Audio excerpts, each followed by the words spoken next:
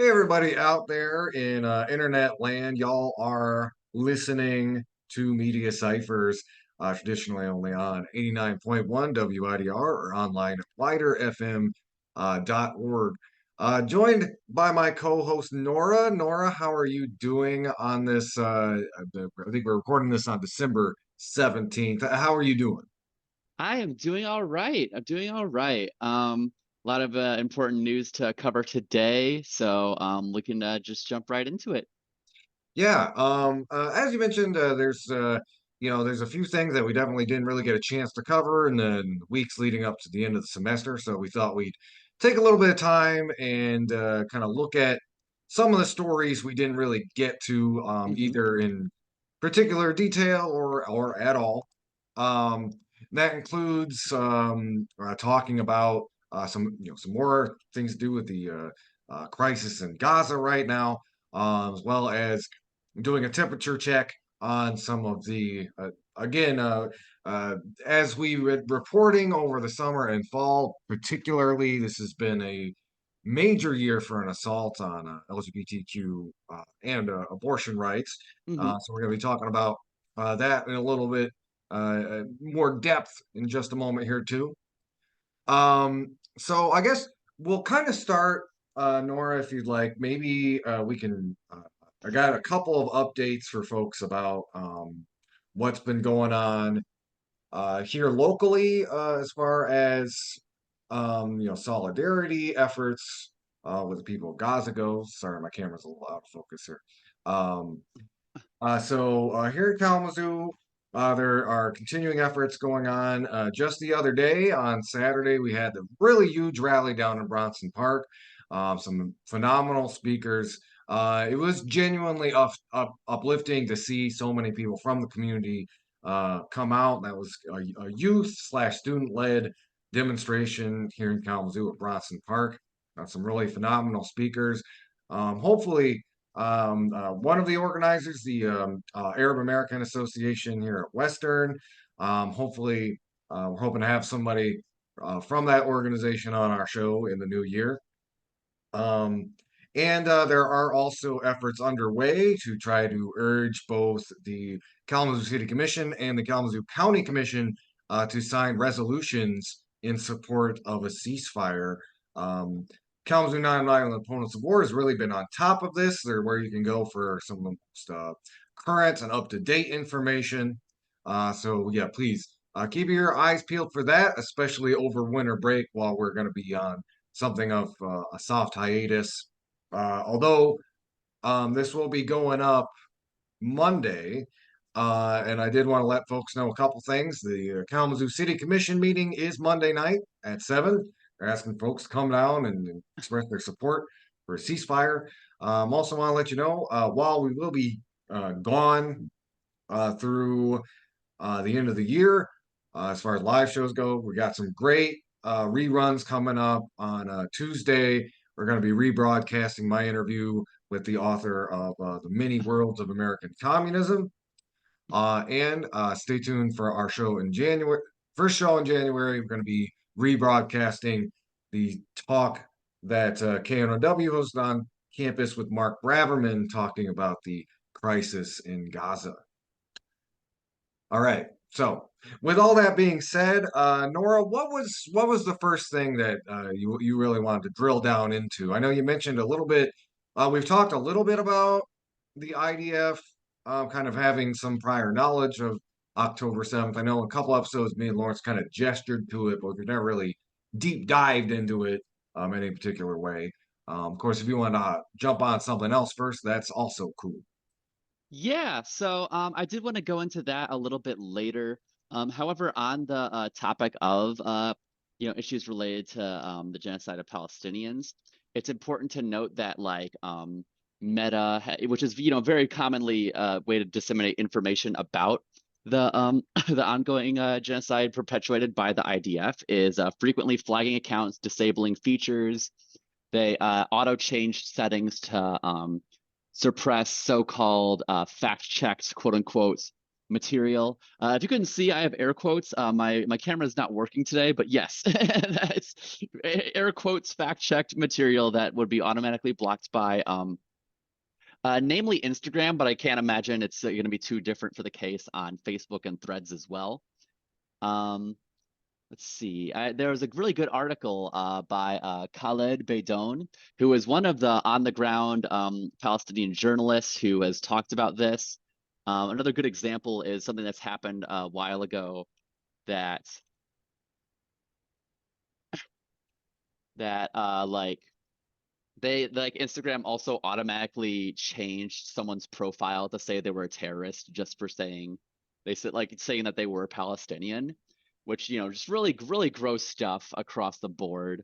And like it's what it is a response to the algorithm being like like it's the social media like platforms that are popular among young people like Twitter, like Instagram, like TikTok are like having to like work overtime in order to suppress people that are really doing the work by intentionally jamming the algorithm with pro-Palestinian news and news like opinions and analysis in order to like make sure that we don't look away from what our tax dollars are funding, namely in the US, but also many other places in the Western world, Canada, Germany, also great examples, UK.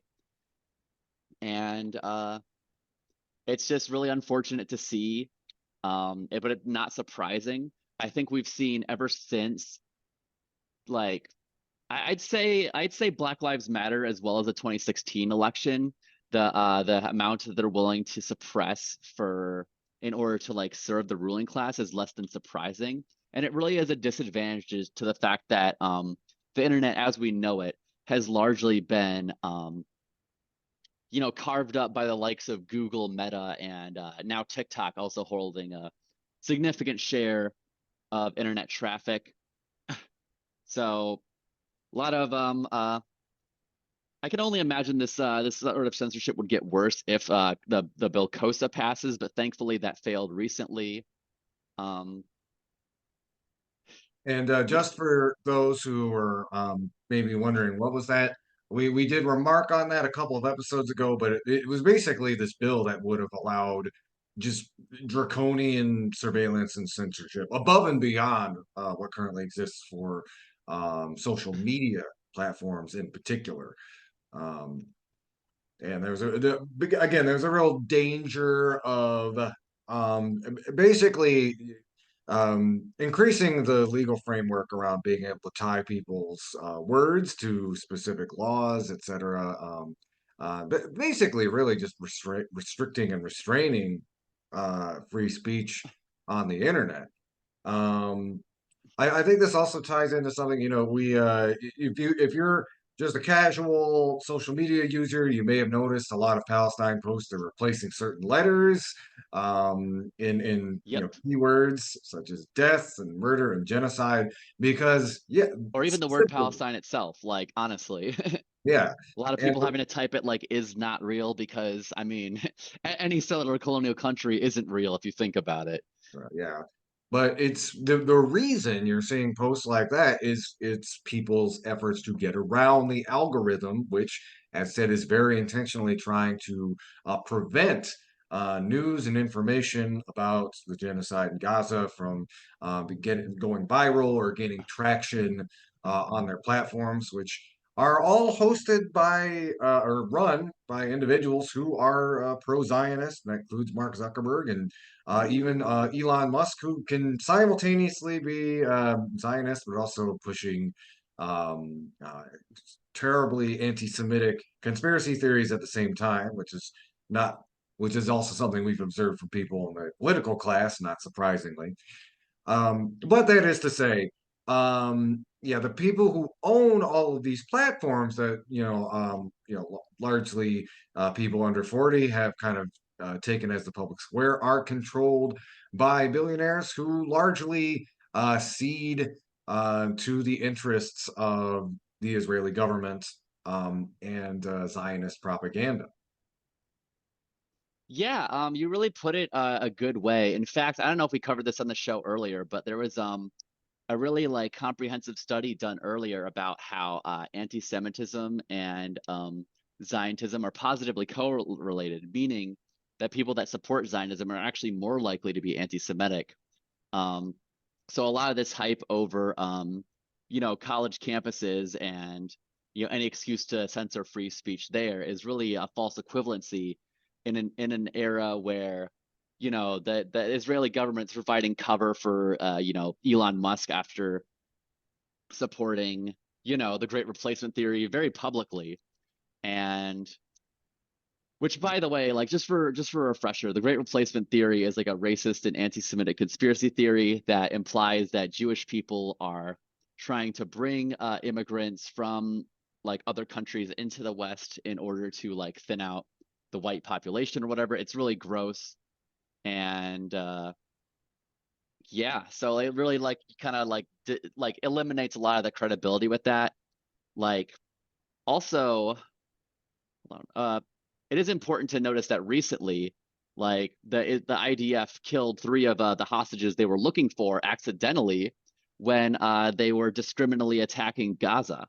Like it just goes to show that like Zionism, colonialism, and like just this belligerent military genocide is what's really being harmful to like both Jewish people around the world and Israelis, because like it's also been revealed like a couple weeks back that the IDF knew like over a year ahead of time that the October 7th attacks was happening, which is also something I wanted to make sure that we covered in more detail, because a lot of these things are like self-caused problems in order to justify further expansion. Yeah, exactly. And kind of going back to that point about the hostages that got killed. The IDF, by their own admission, is basically saying that, oh well, we killed them because we thought they were Palestinians. Again, people who were literally waving white flags. So that's it's a very clear state of like again the propaganda apparatus of the Israeli state is just either too fascistic or just not savvy enough to even try to hide or coach these atrocities in language that would be more palatable to the international community. It's there was a similar thing that the IDF put out talking about how they kidnapped upwards of 100 uh, civilians, stripped them naked, and it by their own admission said that 85% of them were not connected with Hamas. So that is the IDF and the Israeli government literally like on paper saying that we've basically done these atrocious war crimes directly against civilians. Um, and again, trying to coach is like, well, some of them were Hamas, and it's like some of does not it's not an excuse, and it's not something that is going to make you look better in the eyes of the international community. Now, American politicians who are bankrolling you, that might be another story. But again, they've just so much of the Israeli state has gotten, and we I kind of talk about this on the show before, is it both A, sloppy, and B, the right wing orientation of the Israeli government has really meant that they are letting some of their most atrocious voices and atrocious decision makers come to the front, which I think explains more than anything else the just level of carnage we've seen in Gaza since October 7th. Bring up a really and yeah, and you bring up really great points there. How it's similar to how like Western colonial powers uh, might operate, because some people were calling referring to October 7th as is the Israelis 9/11, which in a sense it's true because the government knew ahead of time that it was going to happen and used it as an excuse to do an expansive war for oil. Those unaware, the Gaza Strip was found to have like billions of dollars worth of oil reserves, both inside the land and off the coast, which is a Mhm. big reason for why this is happening, as well as Israel's plans to make an alternative to the what's it called, the Suez Canal. They're gonna make an alternative to Suez Canal in by like just kind of completely leveling northern Gaza and use it as like an alternative to Suez in order to like, give themselves like a massive trading hub and make the world and Europe especially more dependent on them. Like this gas dependency, like for example, it actually does tie into the Russia and Ukraine war in an interesting way because it resulted in a lot of Europeans, especially lower class Europeans, having to pay more for gas because that they would normally get from Russia. However, this would be an alternative to that, making it more difficult for like even EU member states to turn down uh you know support like like condemning Israel even if they do support a ceasefire in the UN. Yeah, exactly. And so now I kind of want to drill down now. And so just some of you may be asking, oh, they knew a year ahead of time. What? And what this refers to is the IDF and people within Israeli intelligence had credible intelligence up to a year before October 7th that Hamas was actively planning the type of attack that they carried out on October 7th.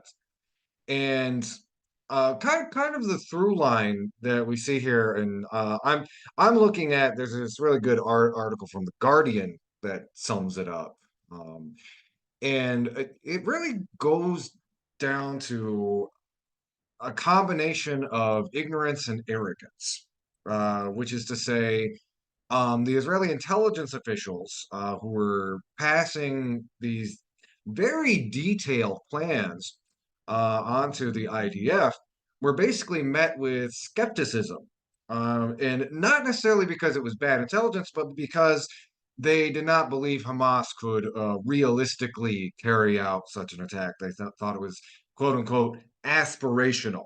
Um, which is to say, the IDF basically, despite given, a literally like a war plan ahead of time, dismissed it as something that Hamas would not even be able to pull off. Now, it does differ in one significant way from, say, like the lead up to 9/11, where there was credible intelligence that there was some sort of attack being planned in the fall. That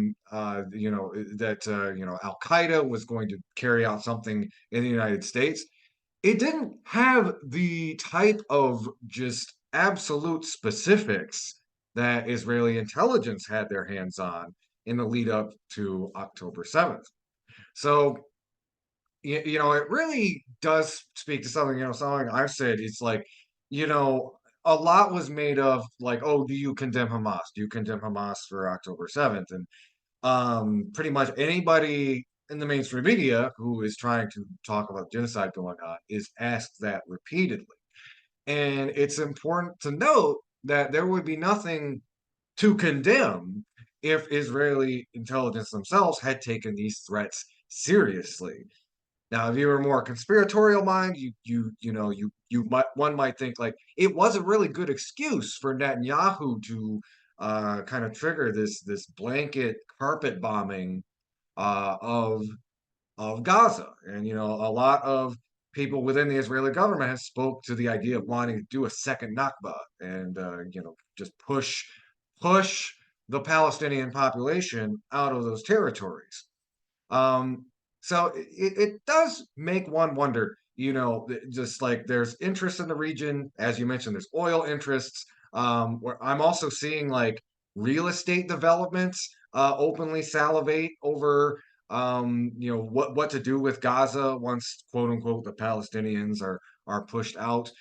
Um, but at the very least, it does show this kind of callous disregard for the Israeli civilians, many of whom are still being kept hostage by Hamas, and who many of the hostages' families are directly blaming the Israeli government for their approach, saying that their belligerence and their war crimes in Gaza are basically prolonging the detention of their loved ones.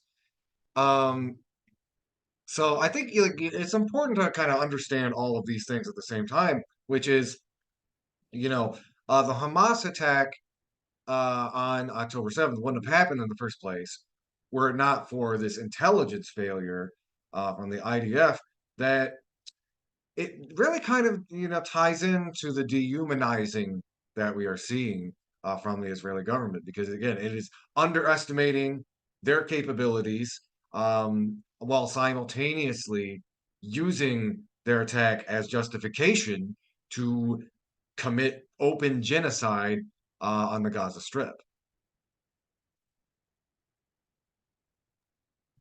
Yeah, really, yeah, really well said. I think that's all I really have to say on the topic itself.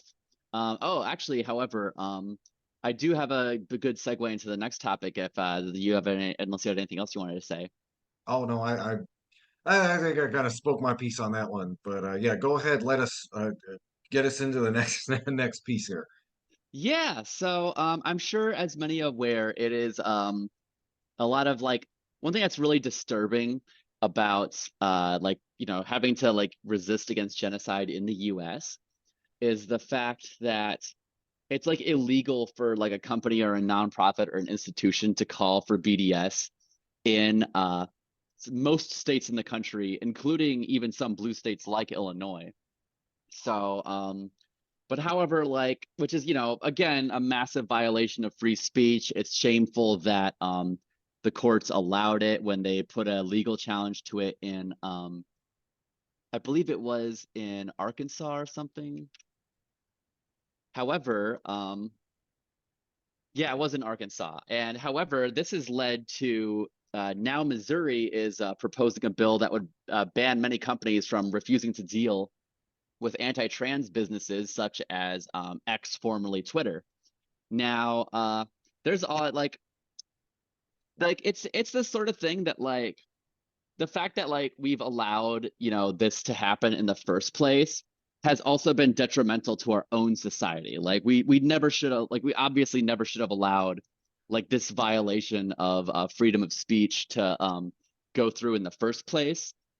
But I guess we're seeing the consequences as to how our issues are more tied than we might have like thought initially, especially like which does fly in the face of the whole like Israeli pinkwashing propaganda, on top of the fact that like gay marriage isn't even legal in Israel, but that's a whole other topic. The point is, Missouri is proposing a bill that would like make it illegal to boycott anti-trans businesses. Now, I think that like we're seeing a lot of different states try to get more creative in how they would oppress their queer and trans population. I think this is a really good example of that. Another one, well, and like this isn't even the only bill that's like, being initially like pushed in Missouri because like in like the pre-legislative section, they have to plan, they do pre-filing, right? And they've already announced 21 potential anti-LGBT laws on like the first day of pre-filing in December 4th. So they're really trying to like crack down as hard as possible on the trans population there, and which is really sad because there is a really significant, really resilient trans community in St. Louis, and I'm friends with some of them. We had Ellie Moon, friend of the show, um, come to like talk with us about it earlier, and it's really important that like they push like that they're able to keep those laws off the books, and this is another good example of that. And correct me if I'm wrong. I believe I don't know if it's part of that same Missouri law or if it's a separate one, but part of that too is basically the idea would be the, canceling government contracts with businesses that actively engage in corporate boycotts Hmm. of the state. It's kind of in response to like say when Disney was pushing back against Ron DeSantis, but the idea being that the state would then try to inhibit a business's available inhibit a business's ability to do business in their state if they advocated for the LGBTQ community, or if they criticized that state government for engaging in this bigoted statecraft, which keen your listeners will know is again some of that typical conservative hypocrisy. Again, this is the same party that made a big to do about the right of bigoted cake bakers to refuse their service. Yet, on the other side of when they're on the other side of an issue from these conservatives, free speech, the free speech of businesses just goes out the window, as it were. Yeah, I think it's a good point that you bring up like the Disney situation in Florida as well, because in like late November, Florida proposed Florida bill would ban like ban nonprofits from like discussing LGBT rights, and like basically enforce don't say gay in most workplaces under similar threats that would make it difficult for them to do business in the state otherwise.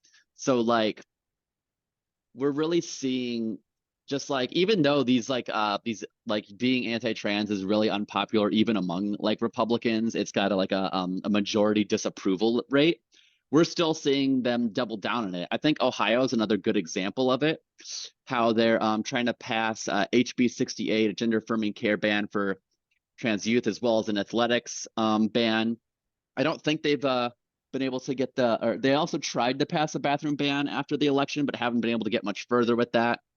One thing that like is particularly upsetting is how they would lament on trans suffering while causing votes to cause more of it, which I think is really indicative to the conservative mindset, how they would cause the problem while pretending to feel bad for the people affected by it. And it's another example of how, like, let's say trans and abortion rights are also connected in ways that are like a lot more apparent, that they wouldn't provide support for the child after it was born. Oh yeah, absolutely. And by the way, we will make sure and post all of this information down in the show notes. But yeah, it definitely speaks, especially going into 2023 is almost a wrap, and we have got to be looking ahead at what a lot of these ghoulish plans that are being kind of set in place, should Republicans gain more leverage in various state houses, and of course the House of Representatives and the Senate this year, as well, of course, the presidential election. Um, and I think it points to something where we point out that this is not this culture war issue is not even popular among their own base. And it's a lot of, like, again, a lot of this the conservative political ecosystem has really created a lot of their own monsters, which is to say you have a lot of these people who have very genuine bigotry against the LGBTQ population. I mean, it's not political calculus, which you're going to do something or pursue a political position that actually loses you votes. That's not political triangulation. That comes from sincere belief. And so you have a lot of these It's Republican. grievance politics is what it is, because they'll create a fake problem rather than solve anyone's real problems out of their constituents. Oh yeah, that is also another big piece to it. They look at a marginalized group that they don't really even they don't like that much to begin with, and try to use that as a scapegoat, so they don't have to talk about economic issues or any of the real issues that people care about. Um, and yeah, we're probably, as much as I think some people were hoping that with the way that it affected their vote totals and turnout in the most recent election, that might be like a little bit of like a little rolled up newspaper on the nose. It's like, hey, stop following this stuff. You even saw people like Ron DeSantis kind of step back a little bit from their rhetoric on trans and gay rights, but they're right back Mm, again. no, It's not exactly. ridiculous. Not if you saw the most recent debate. I Yeah, mean, the debates the before recent. that, like, it was kind of surprising seeing them not talk about it for once, like for the Republicans, but it really took center stage. Like, it was one of the first things that was talked about. The only participant in the GOP primary that did not want to gut trans rights was Chris Christie. So, like, acknowledging that it wasn't actually that popular within his own party, perhaps smartly, but like, what also is unpopular with Republicans is not liking Trump. So he's got the lowest chance out of anybody. Although, yes, so like, I would not like, while they might tone back just a little in rhetoric, what they're doing in terms of policy is as bad as it ever was. And in fact, they're trying to find ways to double and triple down on it. And things will continue to get worse before they get better. Um, we're also seeing the consequences of the Democrats during the Obama administration not filling in various federal court seats that they absolutely should have, including the Supreme Court seat that was stolen. But I mean, like, a lot of people talk about that, but there's so many federal court positions that Obama just left open before he left office, and it's really a shame. And it really speaks to why there's a distrust from the Democratic Party, even beyond their support of, the IDF, which is costing them so many votes already. Oh yes, absolutely. And it's I think it's also, we need to look at kind of the meta politics of this. And the fact of the matter is, the GOP knows that their positions are popular, especially among younger generations who most of them consider the Democrats the right-wing party. So instead of trying to tweak their own internal politics and try to, reach a broader frame, that you try to narrow the number of people who are actually available to vote. So again, you're actively terrorizing and trying to legislate trans people out of existence because you know that your agenda is hostile to them and that your politics are deeply unpopular with that cohort. Um, and again, everything we've been talking about since 2020 with like voter suppression, all that ties into that too. But really look out for that in 2024 because I think we're going to really see an acceleration of a lot of those trends. Yeah, it's a good thing that you bring up voter suppression in that because I actually do have a pretty good segue in terms of what we've been talking about with Ohio and Missouri, is to how a new form of voter suppression just dropped. It's called gutting ballot measures or preventing them from even going on. Now, Ohio has been like the Ohio GOP has been working overtime to like try and reverse the fact that abortion rights were gained in the state via ballot initiative. And Missouri has been finding every which way in order to either to either prevent abortion ballot measure from going on the books, as well as including but not limited to like gutting the ballot measure itself so that it only protects pregnancy up to like a certain number of weeks, which is still insufficient. Like, we should have abortion and gender affirming care free on demand without apology. But it's really to and like, you also have to consider the fact that like a lot of states don't have the ability to pass ballot measures in the first place. So like so like so some states are just stuck like this, whether they are able to pass ballot measures or not. Well, I mean, I don't want to say stuck like this because the fight is still ongoing.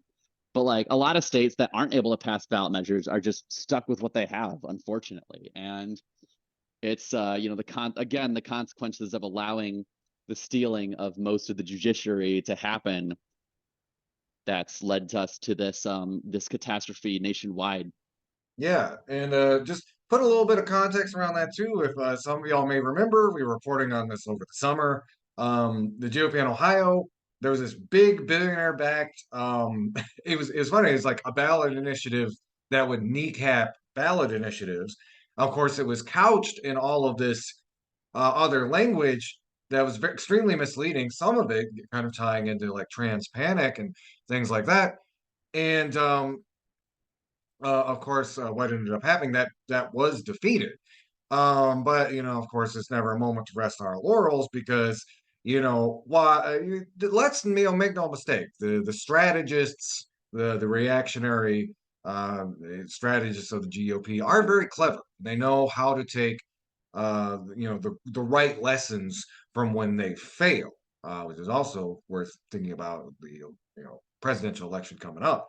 But yeah, as you mentioned, they are still actively trying to defang the ability of the people of Ohio to control their own democracy, despite the fact that their most recent attempt failed.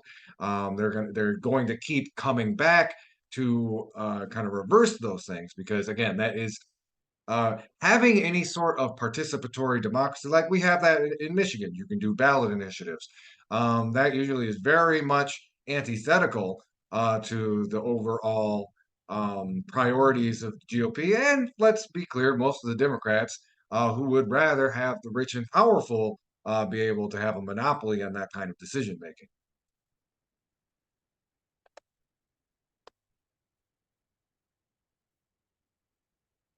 I wanted to mention too, and this is something to look out for coming up. The So we've talked about this over the course of this year, and it looks like it's finally coming to a head. Supreme Court is going to be challenging the FDA approval of Mifepristone, which is one of the most widely used abortion medications in the country. And um, as I think we've mentioned this before on the show too, this would have national implications even in states where abortion is legal, because it would make it illegal at the federal level, meaning even in states where it is legal to perform an abortion, it would restrict people's access to mifepristone. And if I'm hold on. If I'm correct about this, I think it would basically restrict mifepristone entirely. I'm not sure if you'd still be able to get the second. Well, it would be a first dose, but the way it works, you get 2 doses of mifepristone, and without that first dose, it makes it less effective and also can cause health problems and pain and all these other egregious things to people taking the medication. Yeah, absolutely. You do bring up a good point in how this would like effectively constitute a national abortion ban. But like, I know I'm sounding like a broken record here, but like, consequences of the Democrats not filling out those court seats while they had the chance, as well as um, Joe Biden not passing federal legislation to protect abortion rights and queer rights early on when he had like there's so many times he could have just like ended the filibuster completely, even temporarily for this one issue, and the rotating villains still wouldn't allow it. But again, the presidents like have a bully pulpit. They can they could like metaphorically drop Joe Manchin down a long flight of steps to like get Yeah. him on his side, and that just didn't happen. Yeah, no, exactly. And keep in mind, the one thing Joe Biden did say is like, "Oh, I'm a tough negotiator. My politics might be more centrist than you'd like, but Oh I'll yeah, get I'm a things problem done." solver. I get things done. But the moment like the parliamentarian Ugh. waves their hands around, it's like, "Oh, sorry, there's nothing more we can do. No minimum wage for anybody, or the minimum wage increase." It is, which yeah, may definitely come back to bite him in November. We will Yeah, see. absolutely. And I think that like another way that the Democrats were being short-sighted was by like allowing George Santos to get elected in the first place. Like the whole New York Democratic Party's hubris is a big reason for why there's a split Congress in the first place, which is like a whole other topic, but I don't really have time to get into all of that. Um, I actually do have to get going pretty soon. But Andy, as always, thank you for having me on the show. It's been a pleasure, and I'll see you again for the end of the year special. Yeah, that's right. Tune in our holiday special. We're gonna probably gonna record it. I'm gonna say the week after Christmas, but we want to make sure all of our schedules converge so we can all get Yes, together. But Nora, thanks for taking time out of your day to come join us, and looking forward to calling out the BS again next year. absolutely. Thanks again, and happy holidays to everyone listening.